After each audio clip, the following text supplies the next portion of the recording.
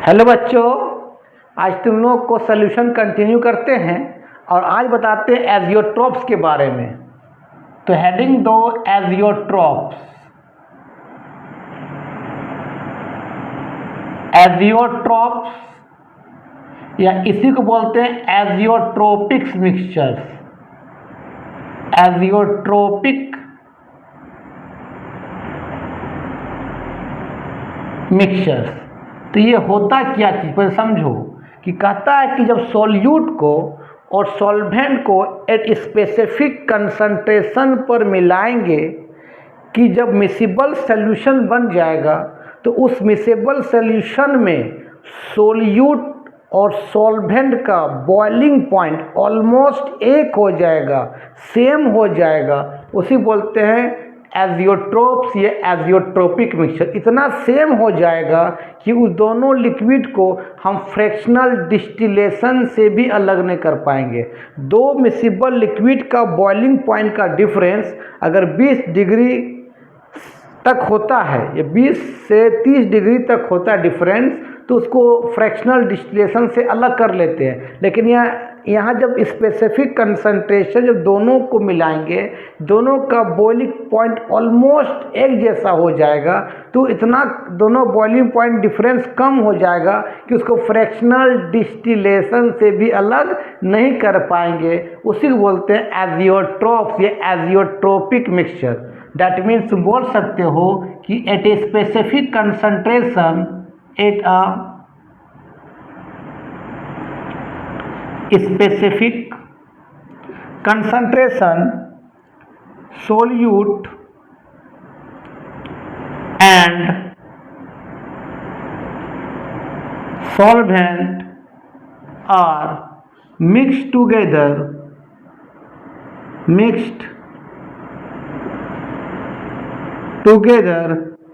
the boiling point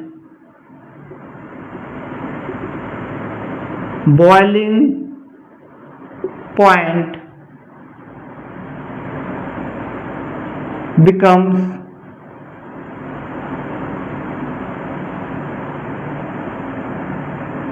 same, is called azeotropes. At a specific concentration, solute and solvent are mixed together, the boiling point becomes same, is called क्या बोलते हैं? Azeotropes बोलते हैं या एजियोट्रोपिक mixture बोलते हैं। जैसे मान ले हमने सॉल्वेंट को ए मान लिए, ए टाइप का सॉल्वेंट है, प्लस सोल्यूट इसको बी मान लिए, और जब सॉल्यूशन बना तो इसमें सॉल्यूशन में ए का और बी का बॉइलिंग पॉइंट ऑलमोस्ट क्या हो जाएगा? सेम हो जाएगा। इतना सेम हो जाएगा, इतना कि उसको फ्रैक्शनल डिस्टिलेशन से भी अलग नहीं कर पाते हैं। उसी को बोलते हैं क्या? एजियोट्रोप्स। दो मिसिबल लिक्विड अगर मान ले सॉल्वेंट और सॉल्यूट मिलाएं और एक मिसिबल सॉल्यूशन बना, मिसिबल का मतलब पूरा घुल जाना, तो अगर दोनों कंपोनेंट का बॉइलिंग पॉइंट का डिफरेंस 20 डिग्री या 30 डिग्री के बीच में होता है तो उसको फ्रैक्शनल डिस्टिलेशन से अलग कर लेते हैं। लेकिन यहाँ पर जब दो कंपोनेंट को मिलाते हैं कि एक स्पेसिफिक कंसंट्रेशन पर कि सोल्यूट और सॉल्वेंट का बॉइलिंग पॉइंट का डिफरेंस नियरली सेम हो जाता है, इतना सेम कि उसको फ्रैक्शनल डिस्टिलेशन से भी अलग नहीं कर पाते हैं। उसी को बोलते हैं एजियोट्रोप्स बोलते हैं। लिख लो। अब यहाँ पर जो एजियोट्रोप्स होता है वो दो तरह का पढ़ना है, ठीक है। एजियोट्रोप्स जो है दो तरह का पढ़ना है।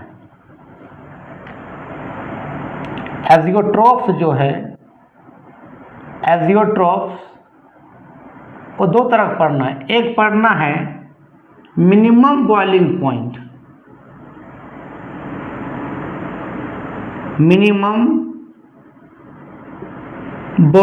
पॉइंट, मतलब बॉइलिंग पॉइंट घट जाएगा, तो भाई बॉइलिंग पॉइंट घटेगा तो वेपर प्रेशर क्या हो जाएगा? बढ़ जाएगा, और फोर्स ऑफ अट्रैक्शन क्या हो जाएगा? घट जाएगा तब ना बॉइलिंग पॉइंट कम होगा। मिनिमम बॉइलिंग पॉइंट कम हो गया मतलब वेपर ज़्यादा बनेगा, मोलिक्यूल्स के बीच फोर्स ऑफ अट्रैक्शन क्या हो गया, कम हो गया। दूसरा पढ़ना है maximum boiling point. Maximum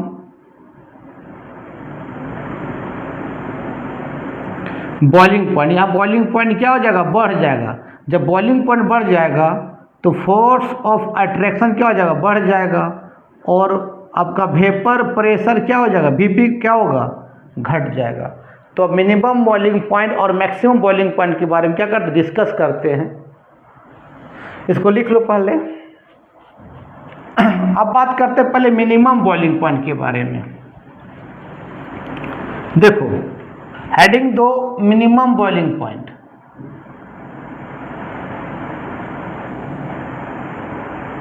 minimum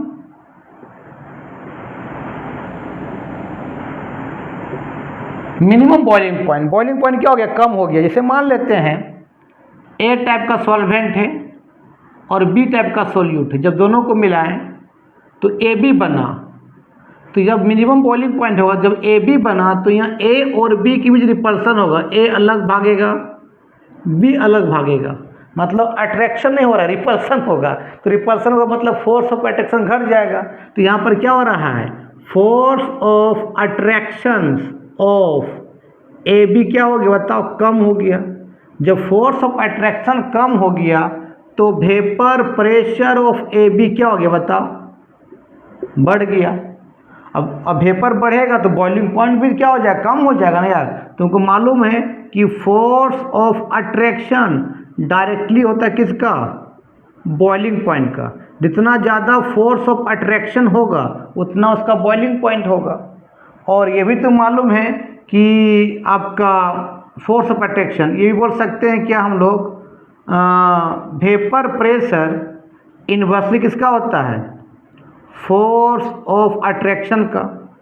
कि अगर वेपर प्रेशर बढ़ेगा तो फोर्स ऑफ अट्रैक्शन क्या होगा, घटेगा। ऐसी चीज़ याद रखना, ठीक है।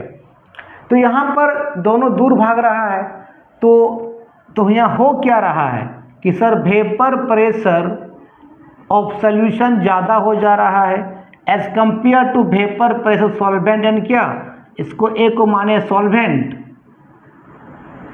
और बी को क्या माने बता, सोल्यूट।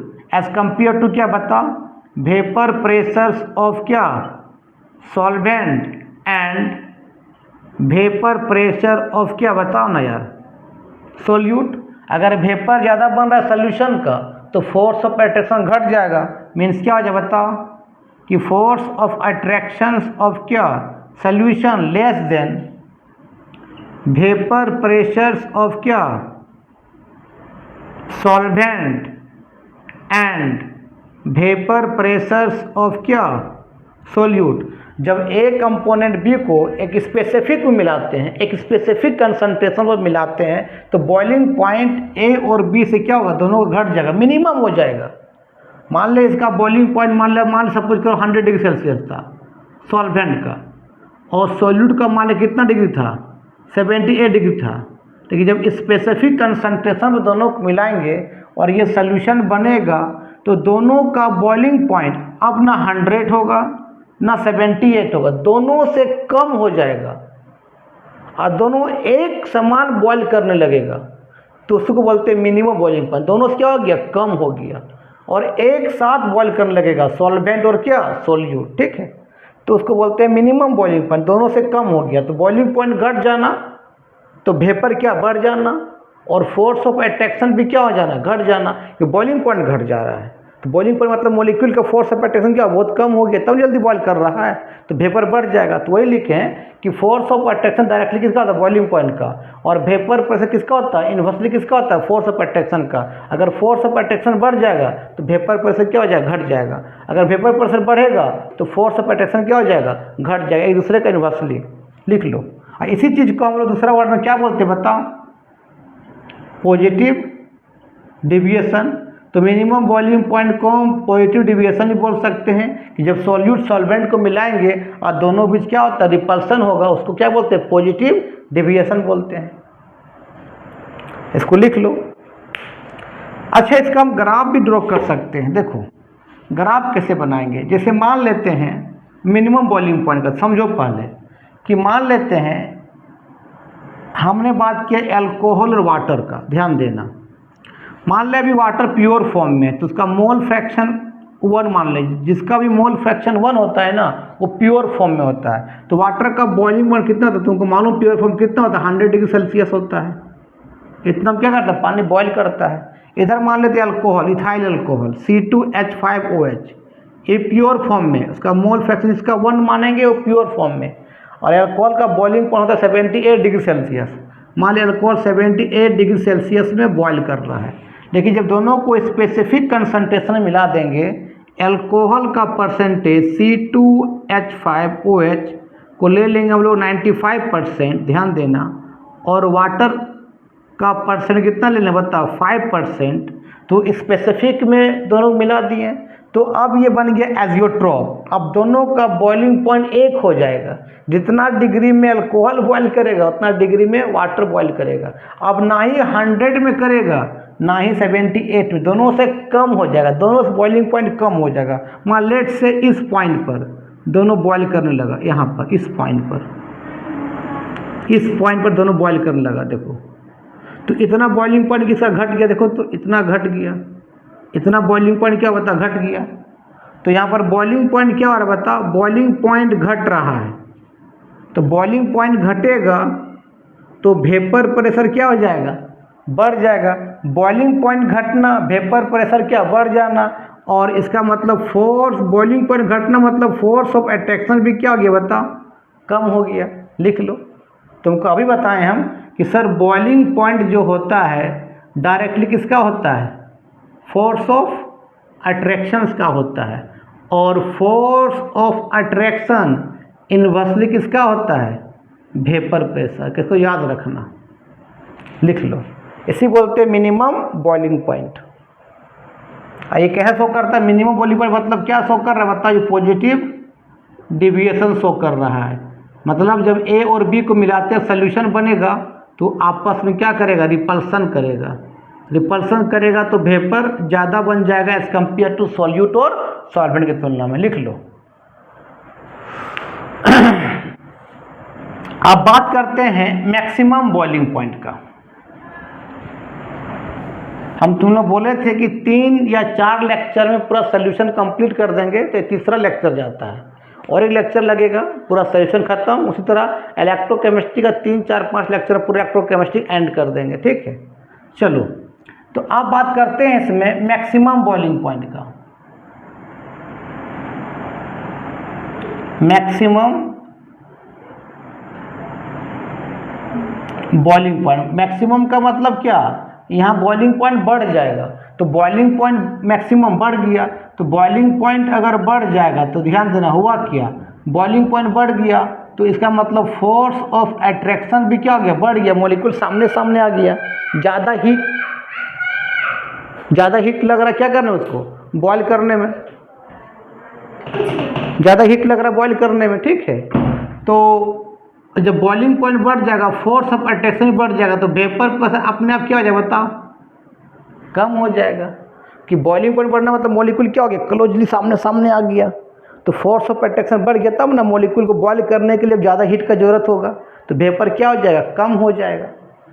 तो अब देखो इसमें कौन होगा, इसे मान लेते हैं इसमें वाटर और जब नाइट्रिक एसिड को एट स्पेसिफिक कंसंट्रेशन पर मिलाते हैं और ये जब सॉल्यूशन बनता है, तो मान लेते हैं वाटर का बॉइलिंग पॉइंट मान लें 100 डिग्री सेल्सियस है, ये तुमको मालूम है।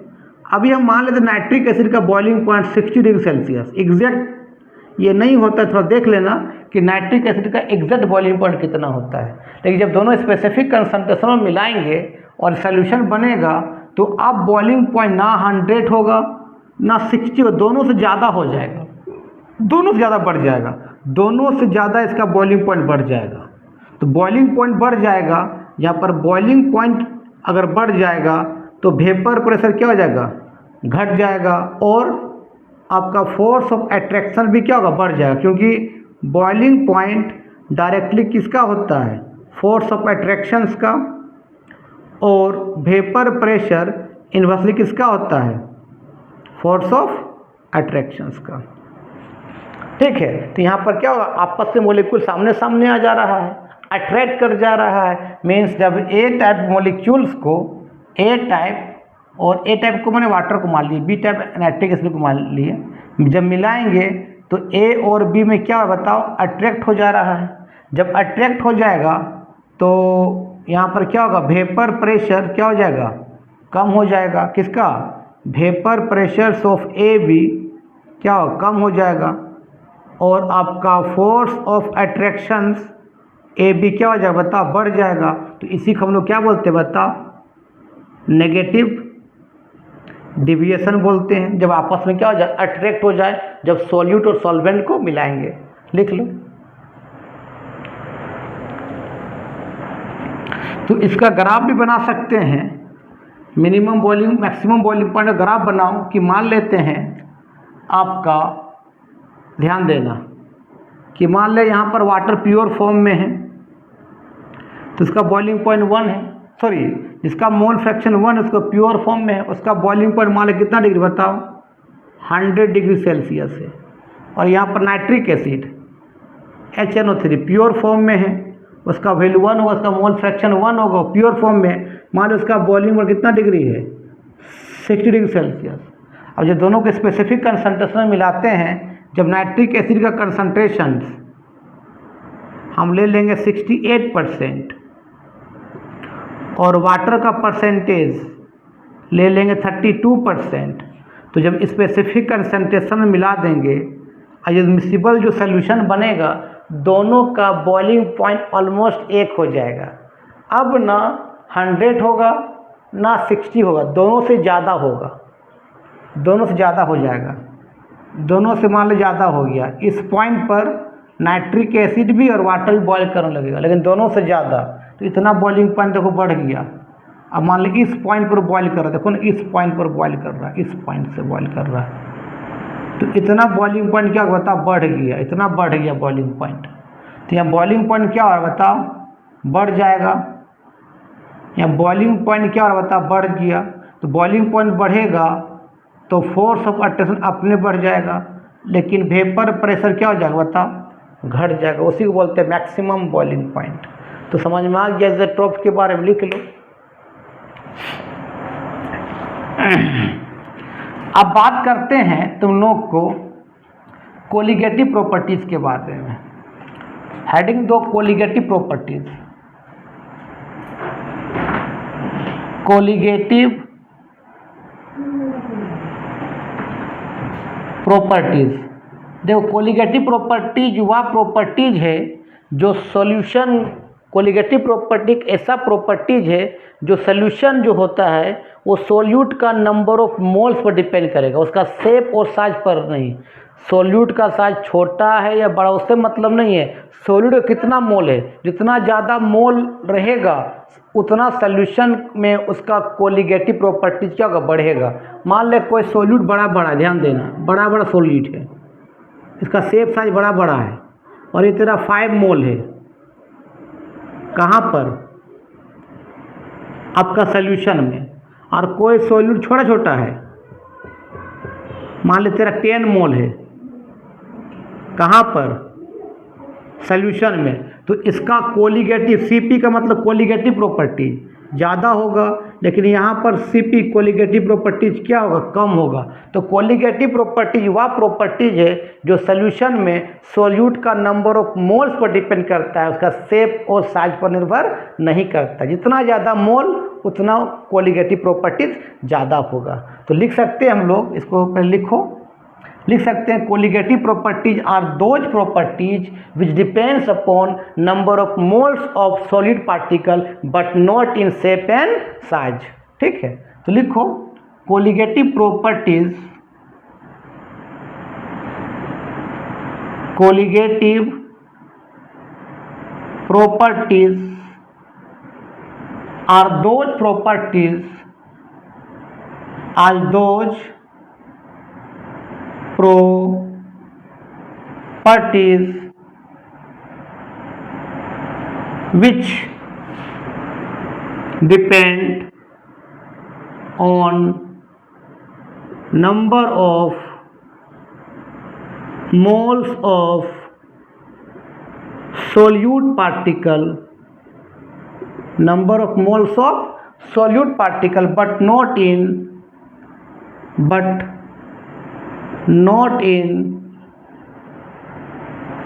शेप एंड साइज, उसका शेप एंड साइज पर निर्भर नहीं करेगा। ठीक है, याद रखना यहाँ पर जो सोल्यूट होगा वो सोल्यूट होगा आपका नॉन इलेक्ट्रोलाइट,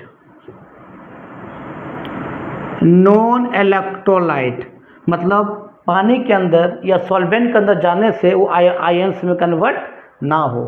कौन कौन? जैसे आपका शुगर हो, आपका यूरिया हो, आपका शुगर यूरिया, और क्या हो सकता है ग्लूकोज, ये सब आपका क्या है बता नॉन इलेक्ट्रोलाइट है। वो पानी में जाएगा तो वहाँ आयोनाइज्ड नहीं होता है, लिख लो। और कोलिगेटिव प्रॉपर्टी 4 तरह का होता है। तो कौन कौन होता है colligative property? There are 4 types of colligative properties. तो कोलिगेटिव प्रॉपर्टी आपका 4 तरह का पढ़ना है।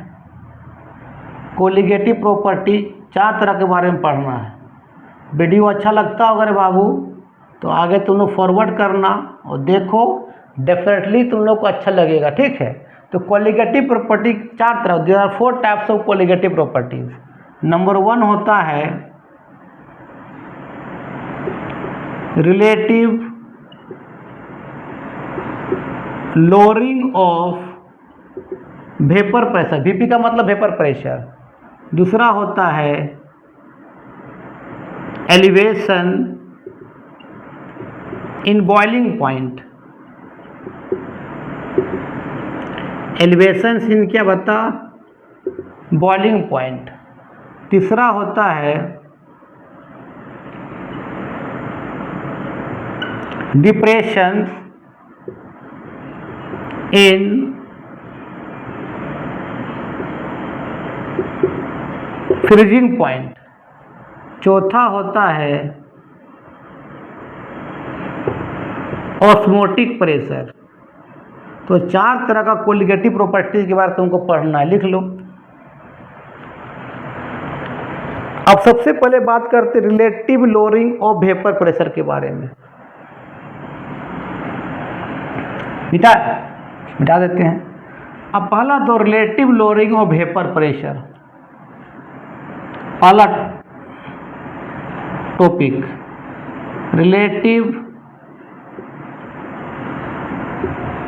लोअरिंग ऑफ, बीपी का मतलब वेपर प्रेशर।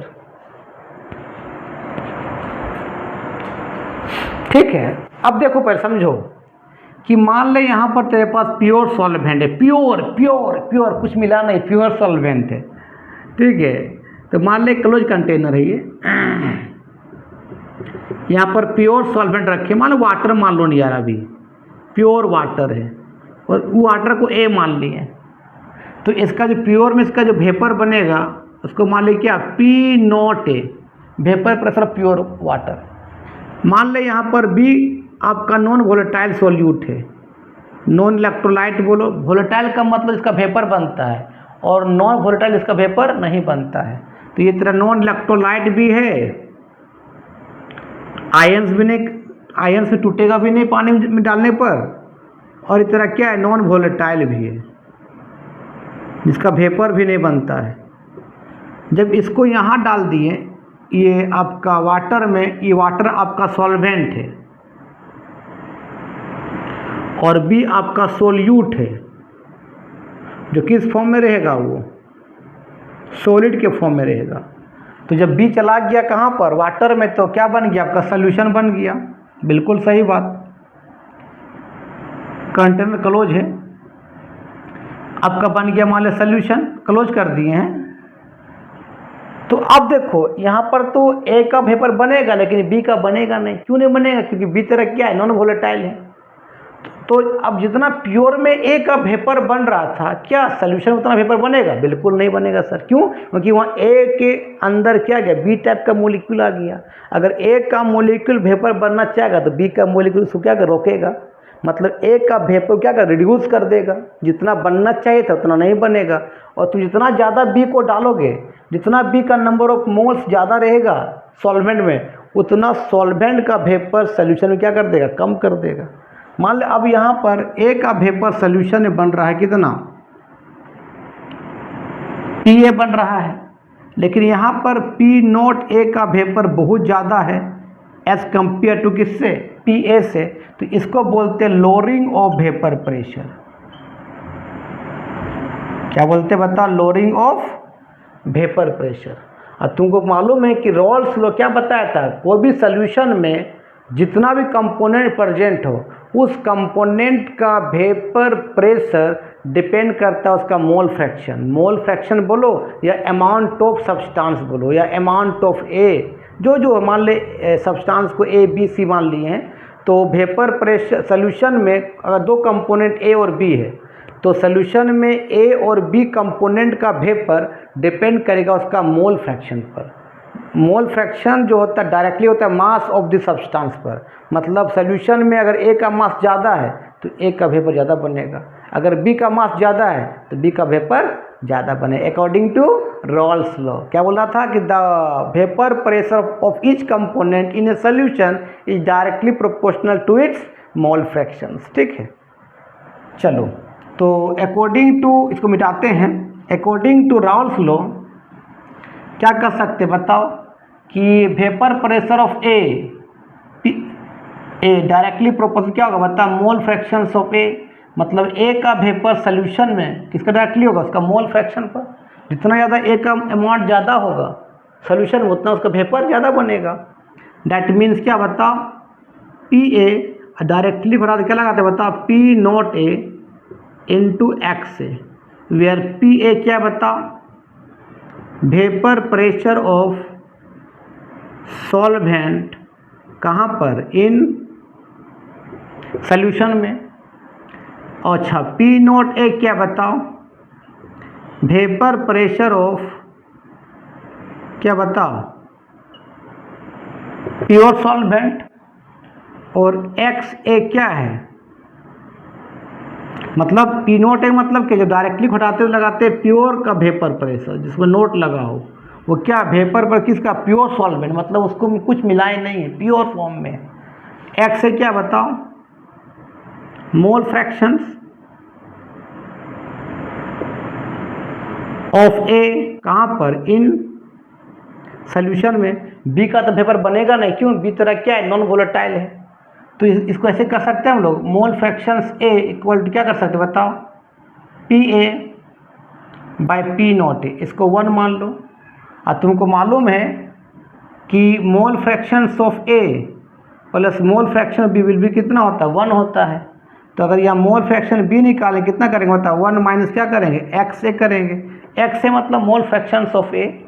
अब यहाँ ए का वैल्यू पुट कर दो, और क्या कितना होगा बताओ, X B equal to 1 minus कितना होगा बताओ, P A by P naught. इसको सॉल्व कर देते हैं, यहाँ मिटा देते हैं, इसको सॉल्व कर दो। तो एक्स बी इक्वल टू कितना होगा, एलसीएम ले लेंगे तो नीचे कितना बताओ, पी नॉट ए ऊपर कितना बताओ, पी नॉट ए माइनस क्या हो जाएगा, पी ए हो जाएगा। इसी को बोलते हैं क्या, अच्छा पी नॉट ए किसका है बताओ, इसका नाम पे लिख लो, इसका बोलते हैं रिलेटिव लोअरिंग ऑफ क्या बोलते हैं, वेपर प्रेशर। उसमें पी नोट क्या बताओ, पी नोट ए क्या बताओ, vapour pressure of pure solvent. P A क्या बताओ, वेपर प्रेशर ऑफ सॉल्वेंट कहाँ पर इन सोल्यूशन में। एक्स बी क्या बताओ, मोल फ्रैक्शंस ऑफ बी इन कहाँ पर बताओ, सोल्यूशन में लिखो, इसको थोड़ा इंक भर लेते हैं।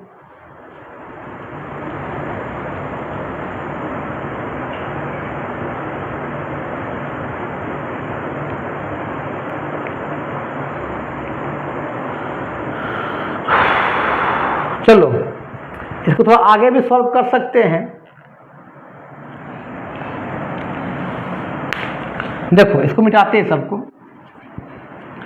देखो यहाँ क्या एक्स बी है, मोल फ्रैक्शन ऑफ बी है, और जिसका भी मोल फ्रैक्शन निकालते हैं सोल्यूशन में उसका नंबर ऑफ मोल्स ऊपर by total number of moles of solution. Solution कौन है, ए और बी कंपोनेंट है, तो क्या होगा बता, तो मोल फ्रैक्शन ऑफ बी क्या होगा, number of moles B by number of moles of A पर नंबर ऑफ मोल्स ऑफ क्या बी, इक्वल टू कितना बताओ, पी नॉट ए माइनस क्या होगा P A by P not A. हमने मान लिया कि यहाँ number of moles of A बहुत ज़्यादा है, बहुत ज़्यादा, बहुत एज कम्पेयर टू क्या नंबर ऑफ बी से, तो N B can be neglected. N B को हम लोग क्या कर सकते हैं, कैन बी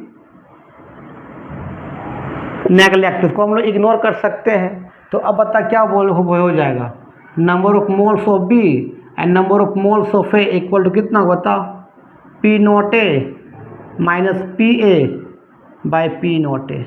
अच्छा number of moles of B कैसे निकालते, given mass of B by molecular mass of B, number of moles of A given mass of A by molecular mass of A. A तेरा solvent है, B आपका solute, याद रखना। ए तेरा क्या है बताओ, जनरली ए को सॉल्वेंट मानते हैं तो बी को क्या मान लेंगे बताओ, सॉल्यूट मान लेंगे, लिख लो।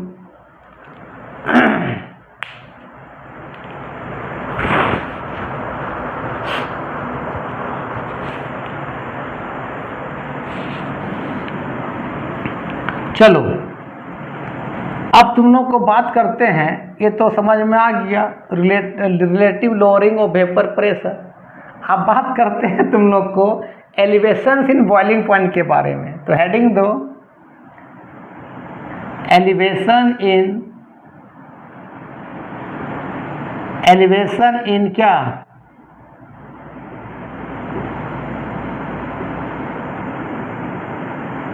Boiling point. अच्छा बॉइलिंग पॉइंट क्या है, तुम लोग पढ़ा है, बहुत पढ़ ले क्लास 9 में कि बॉइलिंग पॉइंट व्हाट टेम्परेचर होता है जिस टेम्परेचर को लिक्विड बॉयल करता है। ये नॉर्मल भाषा में, अभी ये डिफिनेशन नहीं सूटेबल है। अभी सुनो क्या डिफिनेशन देंगे, सुनो पहले।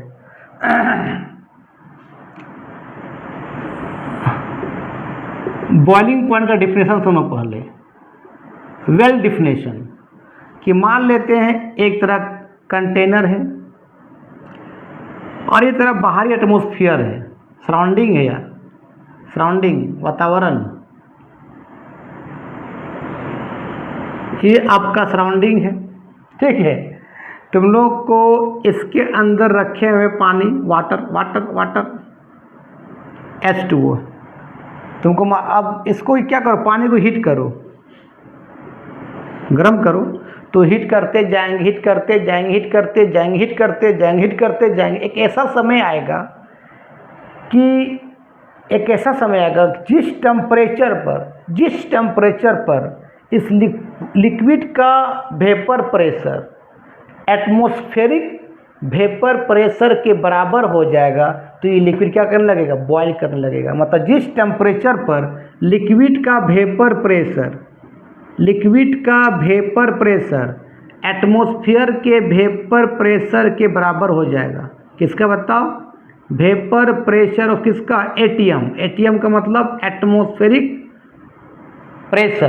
तो वो लिक्विड क्या करेगा, बॉयल करने लगेगा, उसी को बोलते हैं बॉइलिंग पॉइंट। क्या बोलोगे कि boiling point is that temperature the any liquid, ऐसे बोलोगे कि boiling point is that temperature the vapour pressure of any liquid is equal to the क्या, atmospheric vapour pressure is called क्या, बॉइलिंग पॉइंट। जिस temperature पर कोई liquid का boiling point या जिस टेम्परेचर पर लिक्विड का vapour pressure atmospheric vapour pressure के बराबर हो जाएगा, तो उसको बोलते हैं बॉइलिंग पॉइंट। ये अच्छा डिफिनेशन है, ठीक है।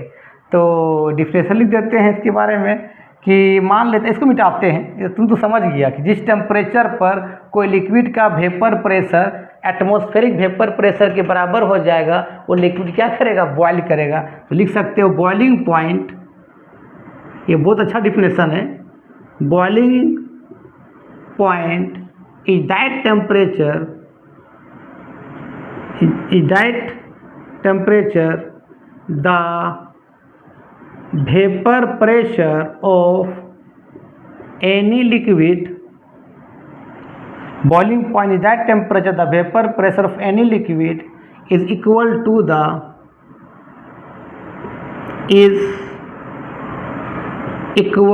To the atmospheric vapour pressure, ATM, atmospheric vapour pressure, मतलब एटमॉस्फेरिक प्रेशर को लिखो शॉर्ट में एटीएमपी। एटमॉस्फेरिक प्रेशर को क्या बोलते हैं हम लोग? बॉइलिंग पॉइंट बोलते हैं। तुमको मालूम है कि वाटर का जो बॉइलिंग पॉइंट होता है कितना डिग्री होता है? 100 डिग्री सेल्सियस। मतलब 100 डिग्री टेम्परेचर पर वाटर का vapour pressure, atmospheric vapour pressure क्या हो जाएगा? बॉइलिंग एटमॉस्फेरिक मतलब 100 डिग्री टेम्परेचर पर वाटर का वेपर प्रेशर एटमॉस्फेयर के वेपर प्रेशर के बराबर हो जाएगा, तो वाटर क्या करेगा? बॉयल करने लगेगा, है ना। उसी तरह अल्कोहल का C2H5OH इथाइल अल्कोहल का जो बॉइलिंग पॉइंट कितना डिग्री होता है? 78 डिग्री सेल्सियस। मतलब 78 डिग्री सेल्सियस में अल्कोहल का vapour pressure atmospheric vapour pressure के बराबर हो जाएगा, तो अल्कोहल क्या करने लगेगा? बॉयल करने लगेगा। वही लिखे हैं कि boiling point is that temperature the vapour pressure of any liquid is equal to क्या? एटमॉस्फेरिक वेपर प्रेशर या एटमॉस्फेरिक प्रेशर को बोलते हैं बॉइलिंग पॉइंट। चलो इसको और आगे बढ़ाते हैं। अभी हमको बात करना एलिवेशन के बारे में। तो अभी तो बॉइलिंग पॉइंट के बारे में बात की। अब देखो एलिवेशन समझो कि मान ले तेरे पास प्योर वाटर है, प्योर वाटर मान ले, इसको वाटर मान ले, H2O माने, इसको A मान लिए। तो वाटर का तुमको मालूम है बॉइलिंग पॉइंट कितना होता है? 100 डिग्री सेल्सियस। तो प्योर में इसका बॉइलिंग पॉइंट कितना है? 100 डिग्री सेल्सियस। T0B मान लिए। T0B कितना है बताओ? 100 डिग्री सेल्सियस। T0B बोले तो शॉर्ट में boiling point of pure water 100 degree है। अब इसमें डाल दिया non electrolyte solute. Non electrolyte बोलो या नॉन वोलेटाइल बोलो, बात बराबर है। नॉन इलेक्ट्रोलाइट सोल्यूट डाल दिए। जैसे ही नॉन इलेक्ट्रोलाइट सोल्यूट जाएगा तो क्या करेगा? एक सॉल्यूशन बन जाएगा। मान ले अब बन गया सॉल्यूशन। मान ले सॉल्यूट को क्या मान लिए? B मान लिए। नॉन इलेक्ट्रोलाइट भी है और नॉन वोलेटाइल भी है। वोलेटाइल नॉन वोलेटाइल का मतलब वेपर भी नहीं बनता है उस B का, और वो B आपका पानी में जाके आयोनाइज भी नहीं होता है। नॉन इलेक्ट्रोलाइट भी है और नॉन वोलेटाइल भी है, ठीक है। तो अब यहाँ जैसे गया तो यहाँ पर अब वाटर क्या बन गया? सॉल्यूशन बन गया। अब तू कॉमन सेंस लगाओ, क्या वाटर का बॉइलिंग पॉइंट 100 डिग्री होगा कि उससे ज़्यादा होगा? भाई बढ़ जाएगा बॉइलिंग पॉइंट। क्यों? क्योंकि वाटर का मॉलिक्यूल बॉयल करना चाहेगा तो B का मॉलिक्यूल उसको क्या रोकेगा, जाने नहीं देगा। तो उसका उस समय क्या होगा? वाटर को और ज़्यादा टेम्परेचर देना पड़ेगा उसको बॉयल करने के लिए। अब मान ली इसका बॉइलिंग पॉइंट वाटर का यहाँ पर हो गया TB। अब का मान ली 110 डिग्री सेल्सियस हो गया। TB का मतलब क्या? Boiling point of water in कहाँ पर बताओ? सॉल्यूशन में। तो कितना का चेंज आया? 10 डिग्री का। तो उसी को बोलते हैं एलिवेशन इन बॉइलिंग पॉइंट। तो चेंज इन, अब बता TB का बॉइलिंग पॉइंट ज़्यादा है एज कंपेयर टू T0B का। तो चेंज इन बॉइलिंग पॉइंट कैसे निकालते हैं? बड़ा टेम्परेचर माइनस छोटा टेम्परेचर। तो इसको लिखो ना, मिटाते हैं इसको। चलो मिटा देते हैं। तो चेंज इन बॉइलिंग पॉइंट कैसे निकालेंगे बताओ? चेंज इन बॉइलिंग पॉइंट कैसे निकालेंगे? TB माइनस T0B, इसी बोलते हैं डेल्टा TB। और डेल्टा TB की बोलते हैं क्या? Elevations in boiling point. Elevations in boiling point. और elevations in boiling point directly proportional क्या होता है? मोलालिटी का। अच्छा हम मोलारिटी क्यों लिखे? क्यों नहीं लिखे? तुमको मालूम है कि मोलारिटी बात करता है number of moles of solute present in 1 litre of solution, मतलब वॉल्यूम का बात करता है। मोलारिटी बात करता है वॉल्यूम का। क्या बात करता है? वॉल्यूम का। और वॉल्यूम जो होता है टेम्परेचर का डायरेक्टली होता है। अगर टेम्परेचर को तुम बढ़ाओगे घटाओगे तो वॉल्यूम चेंज कर जाएगा। अगर वॉल्यूम चेंज करेगा तो आपका मोलारिटी भी क्या होगा? चेंज हो जाएगा। और यहाँ टेम्परेचर तुम क्या कर रहे हो? चेंज कर रहे हो, घटा रहे बढ़ा रहे हो, T1 से T2 जा रहा है, ठीक है। तो यहाँ पर मोलालिटी बात क्यों किए कि मोलालिटी बात करता है मास का, कि number of moles of solute present in 1 kg of solvent. तो मास का बात करता है। तो मास जो होता है आपका टेम्परेचर पर डिपेंड नहीं होता है, टेम्परेचर पर क्या होता है? इंडिपेंडेंट होता है, इंडिपेंडेंट होता है। अगर तुम टेम्परेचर घटाओगे बढ़ाओगे तो मास में कोई चेंज नहीं होगा। इसलिए मास यहाँ पर बात करते किसका? मोलालिटी का, क्योंकि यहाँ पर क्या कर रहे हैं? टेम्परेचर घटा बढ़ा रहे हैं, तो मोलारिटी पर कोई फ़र्क नहीं पड़ेगा। अगर लिखते मोलारिटी तो मोलारिटी पर फ़र्क पड़ जाता, ठीक है। तो बात की बात है। तो अब यहाँ क्या करते हैं? डेल्टा टी भी इक्वल, जब डायरेक्टिव बनाते क्या लगाते? के बी। के बी तेरा कॉन्स्टेंट टर्म है, और मोलारिटी क्या करते हैं? स्मॉल एम से क्या करते हैं? डिनोट करते हैं। अच्छा, मोलारिटी फार्मूला क्या होता है? Number of moles of solute by mass of solvent in gram multiply by 1000। यहाँ भी लिख सकते हैं हम लोग, बताओ। Delta T B equal to K B into क्या? बताओ, number of moles of solute by क्या? बताओ, बताओ यार, mass of solvent in gram multiply by क्या? 1000 है, लिख लो। अच्छा, इसमें के बी का हमको निकालने बोला यूनिट, तो के बी की यूनिट कैसे निकाले बताओ? के बी क्या है? Molal elevation constant, elevation constant. इसका के बी का निकालो यूनिट, बता क्या निकलेगा? यूनिट ऑफ के बी, यूनिट ऑफ के बी निकालो। तो यूनिट ऑफ क्या? के बी निकाल। डेल्टा टी मतलब क्या? टेम्परेचर है। टेम्परेचर यूनिट क्या होता है बताओ? Kelvin equal to K B into molality का यूनिट क्या होता है? तो मोलिटी का यूनिट होता है मोल के जी इनवर्स। तो यहाँ क्या बताओ? मोल के जी इनवर्स। किसका निकालना है? के बी का। तो के बी इक्वल टू क्या हो जाएगा बताओ? केल्विन बाय क्या हो जाएगा? मोल के जी इनवर्स। ऊपर ले जाओ तो के बी इक्वल टू बता क्या हो जाएगा? बताओ क्या होगा? बताओ, केल्विन मोल इनवर्स के जी। इसको ऐसे भी लिख सकते हैं हम लोग, के बी इक्वल टू के जी केल्विन मोल इनवर्स। के जी केल्विन मोल इनवर्स क्या है? इसका यूनिट है। मोलल एलिवेशन कांस्टेंट का लिख लो। इसे ग्राफ भी बना सकते हैं। देखो ग्राफ कैसे बनाएंगे। तो ग्राफिकल रिप्रेजेंटेशंस ऑफ लिख लेना, ग्राफिकल रिप्रेजेंटेशंस ऑफ क्या? Elevations in boiling point. देखो ग्राफ मान लेते हैं ये एक्स एक्सेस है, ये वाई एक्सेस है, ये वेपर प्रेशर है, और इस तरह क्या? एटमॉस्फेरिक वेपर प्रेशर, ये वाला, ये atmospheric vapour pressure ATM. Atmospheric pressure बोलो या एटमॉस्फेरिक वेपर प्रेशर बोलो, बात बराबर है। इधर टेम्परेचर बढ़ रहा है, इधर वेपर बढ़ रहा है किसका? सॉल्यूट और सॉल्वेंट का। मान लेते हैं अभी तेरे पास एक सॉल्वेंट है यहाँ पर, ये तेरा सॉल्वेंट है।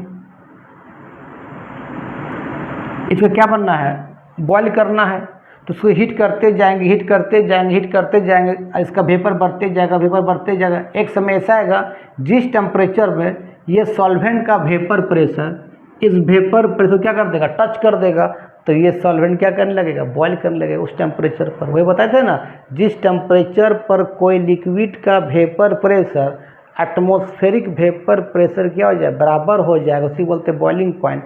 तो इसको हीट करते जाएंगे, वेपर बढ़ते जाएगा, जैसे इसको छुएगा ये लिक्विड क्या करेगा, उस टेम्परेचर बॉयल करने लगेगा। तो हीट करते जाएंगे इस तरह से, हीट करते जाएंगे इस तरह से, हीट करते जाएंगे तो एक ऐसा पॉइंट आएगा, मान ले इस पॉइंट पर वो छू दिया इसको, ठीक है, छू दिया इस पर, इस पॉइंट पर छू दिया, तो उस सर्टेन टेम्परेचर को क्या बोलते हैं, इस सॉल्वेंट का बॉइलिंग पॉइंट। तो क्या मान लिया बता, T0 B मान लिए। आप सॉल्वेंट से इसे मान लिए B मिला दिए इस पर, तो क्या बन जाएगा, सॉल्यूशन बन जाएगा।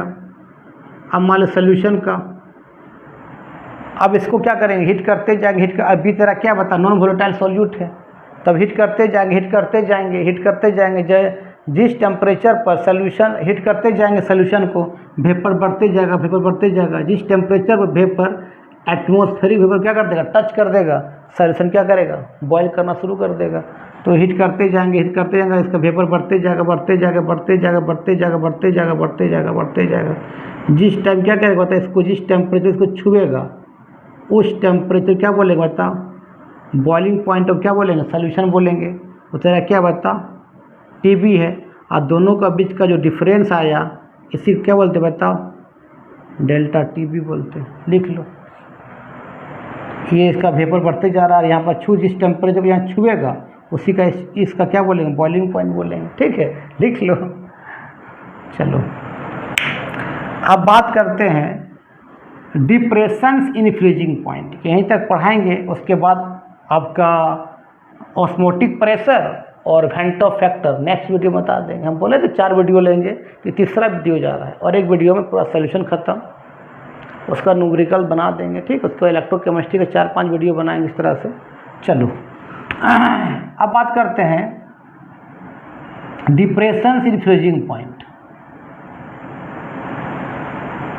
डिप्रेशंस इन क्या बताओ,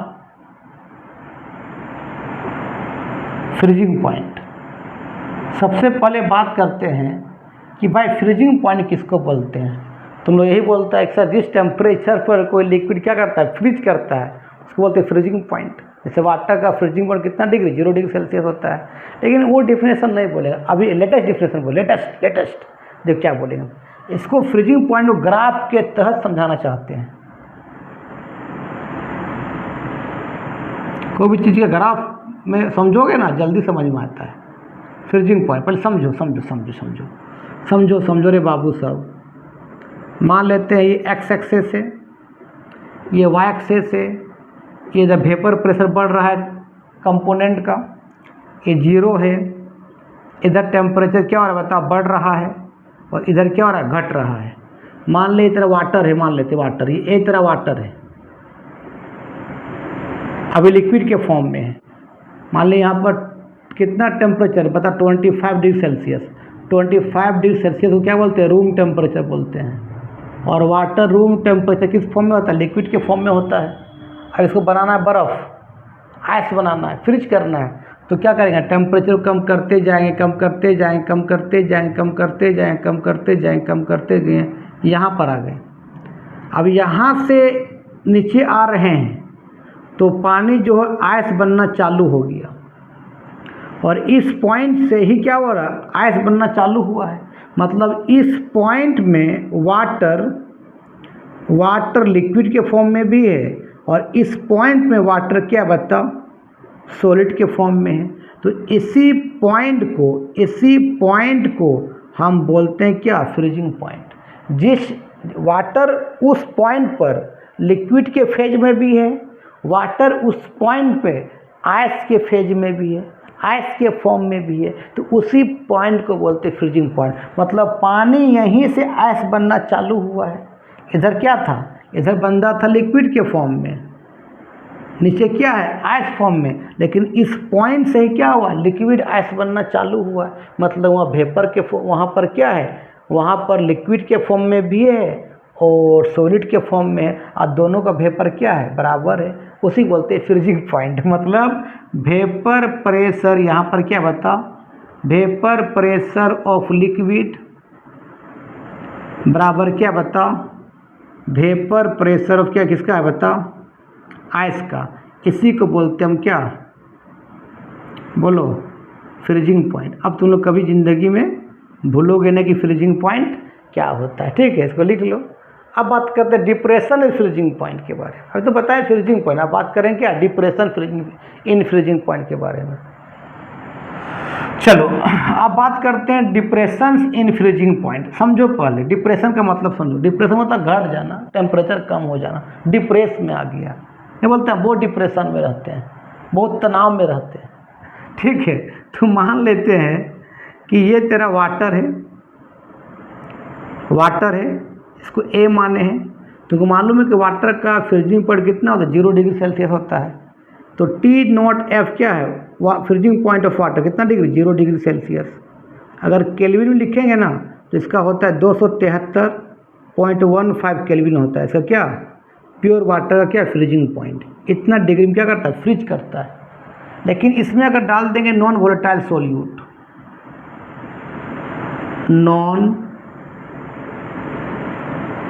वोलेटाइल सोल्यूट क्या, बी, वो नॉन वोलेटाइल भी रहेगा और वो नॉन इलेक्ट्रोलाइट भी रहेगा। जैसे डाल देंगे कहाँ पर, वाटर में, तो वाटर का फ्रीजिंग पॉइंट को और कम कर देगा। उसका मैंने फ्रिज अभी कितना हो रहा था, 273 केल्विन में, तो हो सकता है कितना होगा, 260 में होगा। उसका फ्रीजिंग पॉइंट और कम हो जाएगा और घट जाएगा। मतलब अगर सेल्सियस में बात करेंगे तो चला जाएगा माइनस में। कहाँ चला जाएगा, माइनस में। तो कितना चेंज हुआ, उसी बोलते हैं डिप्रेशन इन फ्रीजिंग पॉइंट, ठीक है। तो मान लेते हैं कि अब ये वाटर यहाँ पर सोल्यूशन बन गया, सोल्यूशन। अब सोल्यूशन में वाटर का जो फ्रीजिंग पॉइंट रहा वो मान लिए लेट से TF मान लिए, और इसको मान लिए आपको, मान लिए 265 मान लिए, या 265 मान लिए, या सेल्सियस से बात करेंगे तो मान लिए -5 डिग्री सेल्सियस मान लिए। इतना घट गया। तो कौन, ये टेम्परेचर बड़ा है, ये क्या है, छोटा है। मतलब यहाँ टी नॉट एफ बड़ा है और टी एफ क्या है, छोटा है। टी नॉट एफ का मतलब क्या, freezing point of pure water, और टी एफ का मतलब freezing point of water in solution. वो भी लिख सकते हो कि सर टी नॉट एफ का मतलब होता है, शॉर्ट में लिखते हैं, freezing point of pure water, और सर टी एफ का मतलब freezing point of water in कहाँ पर, सोल्यूशन में। कितना मान लिए, -5 मान लिए। तो चेंज इन कैसे निकालते हैं, चेंज इन टेम्परेचर बताओ कैसे निकालेंगे, बड़ा माइनस छोटा। तो लिखो चेंज इन टेम्परेचर, कितना लिखे, बड़ा कौन है बताओ यहाँ पर, T not F minus T F. T not कितना था बताओ, 0 डिग्री सेल्सियस था, फिर माइनस ये कितना बताओ, -5 डिग्री सेल्सियस। कितना हो जाएगा, 0 डिग्री सेल्सियस प्लस कितना, 5 डिग्री। मतलब ये कुछ नहीं, मतलब 1 है, मतलब कितना बताओ, 6 डिग्री सेल्सियस। इतना टेम्परेचर में क्या आया, चेंज आया। इसी को बोलते हैं क्या, डिप्रेशन इन फ्रीजिंग पॉइंट।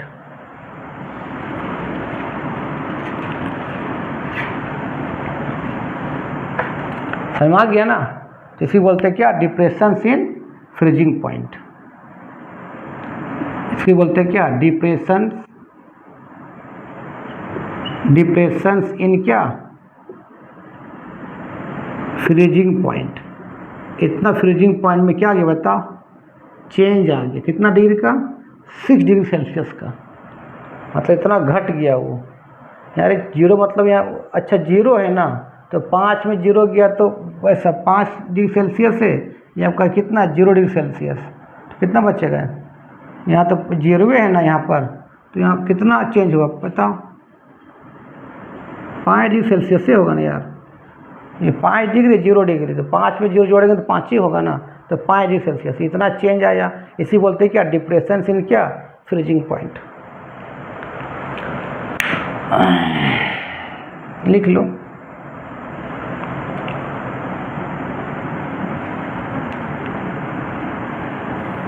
अब इसका ग्राफ भी तुम बना सकते हो, बना ग्राफ। और तुमको मालूम है ये कि सर यहाँ पर भी डेल्टा टी एफ जो होता है डायरेक्टली किसका होता है बताओ, मोलालिटी का होता है। और डेल्टा टी एफ जब डायरेक्टली यहाँ क्या लगाएंगे बताओ, के एफ इंटू क्या, मोलालिटी। के एफ का मतलब यहाँ होता है मोलल,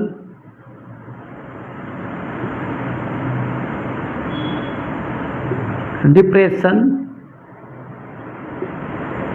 क्या बोलते हैं, कांस्टेंट बोलते हैं। इसका और नाम है रखो ना, मोलर डिप्रेशन कांस्टेंट।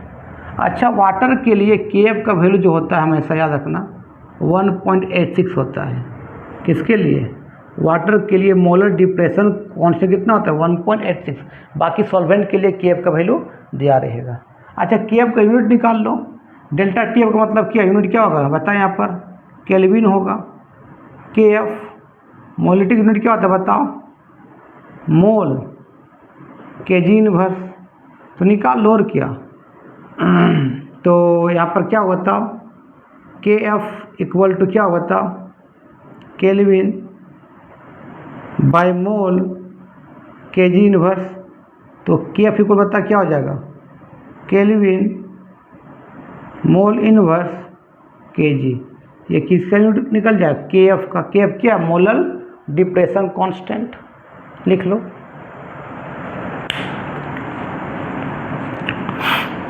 अब देखो, तुमको ये भी लिख सकते हो delta T F equal to K F लिखे, मोलिटी फार्मूला क्या होता है बताओ, नंबर ऑफ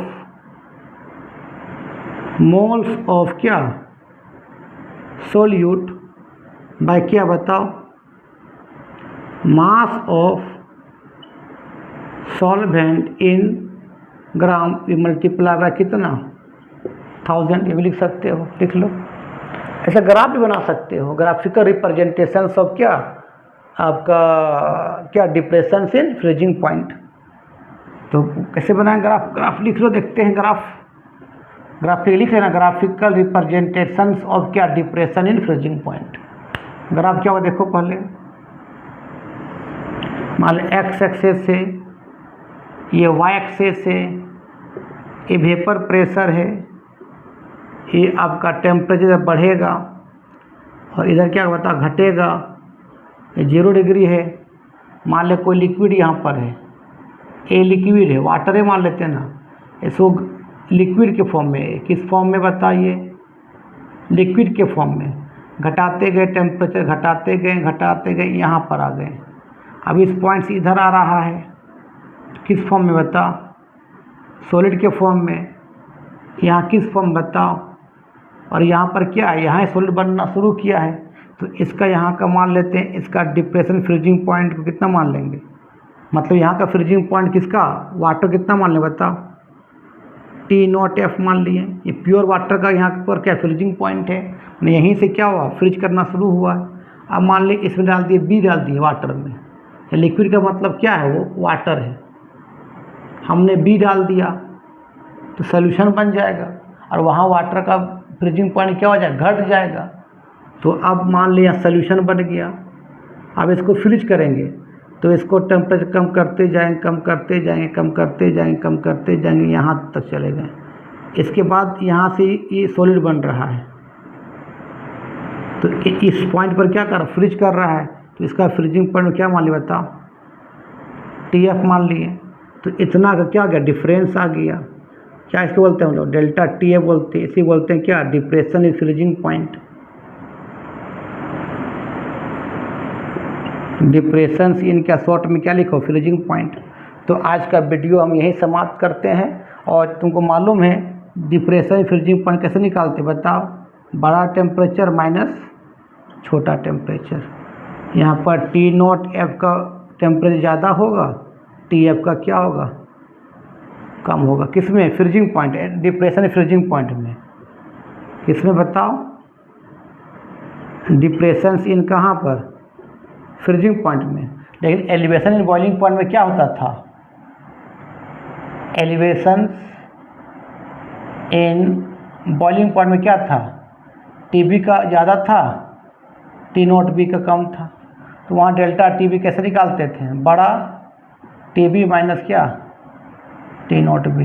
तो आज का वीडियो यहीं समाप्त करते हैं। अब इसमें तुम लोग रह गया ऑस्मोटिक प्रेशर और वेंटो फैक्टर, तो पढ़ा देंगे। तब तक के लिए बाय बाय।